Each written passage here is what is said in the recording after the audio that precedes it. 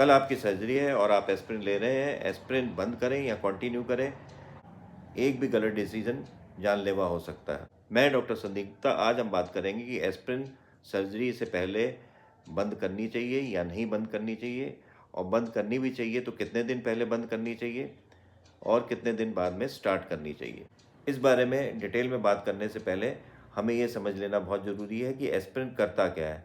Aspirin anti platelet है, यानी कि प्लेटलेट एग्रीगेशन को रोकता है, या आम भाषा में कहें कि खून को पतला करता है, या फिर ब्लीडिंग टेंडेंसी या ब्लीडिंग के रिस्क को बढ़ाता है।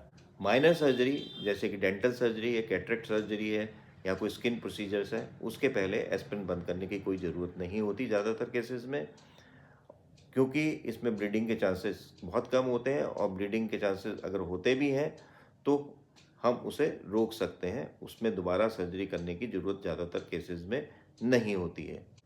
क्योंकि थोड़ा बहुत भी सही, एस्पिरिन बंद करने से हार्ट अटैक या स्ट्रोक होने के चांसेस बढ़ जाते हैं। मेजर सर्जरीज जैसे एब्डोमिनल सर्जरी है, ऑर्थोपेडिक सर्जरी है, या फिर न्यूरो सर्जरी है, ऐसे केसेस में एस्पिरिन यूजुअली हम 5 से 7 दिन पहले बंद कर देते हैं और 1 या 2 दिन बाद एस्पिरिन स्टार्ट कर देते हैं। ऐसा इसलिए करते हैं कि ब्लीडिंग के चांसेस कम हो जाएं।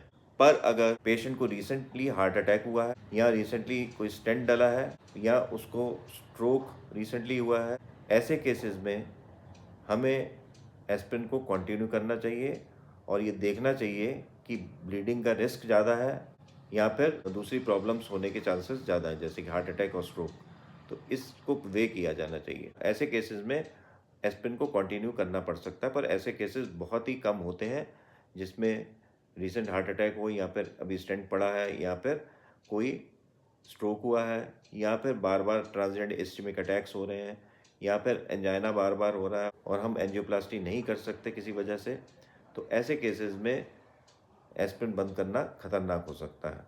तो हर पेशेंट में डिसीजन हमेशा इंडिविजुअलाइज होता है। हम ये जनरलाइज नहीं कर सकते कि मेजर सर्जरी में हमें इतने दिन पहले बंद कर देनी चाहिए एस्पिरिन और इतने दिन बाद स्टार्ट करनी चाहिए। हमें ये वे करना पड़ता है कि एस्पिरिन बंद करने के फ़ायदे ज़्यादा हैं या फिर नुकसान ज़्यादा है। तो ऐसे केसेस में जो डिसीजन जो अल्टीमेट होता है वो आपके फिजिशियन, कार्डियोलॉजिस्ट और सर्जन का होता है। सर्जन आपको ये बताता है कि कितनी ब्लीडिंग रिस्क ज़्यादा है, कार्डियोलॉजिस्ट आपको ये बताता है कि कितना हार्ट अटैक या फिर स्टेंट के क्लॉट होने के चांसेस ज़्यादा है, और फिजिशियन को ये पता होता है आपकी हिस्ट्री कि आपको एस्पिरिन बंद करने या शुरू करने से क्या क्या दिक्कतें हो सकती हैं।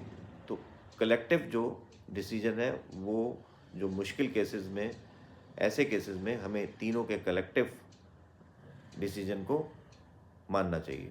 आप ये जनरलाइज नहीं कर सकते कि 4 से 5 दिन पहले या 5 से 7 दिन पहले बंद करनी है और 1 से 2 दिन बाद एस्पिरिन स्टार्ट करनी है। आज का मेरा वीडियो आपको कैसा लगा? मेरे वीडियो को शेयर, लाइक और सब्सक्राइब जरूर करें। नमस्कार। Thank you for watching.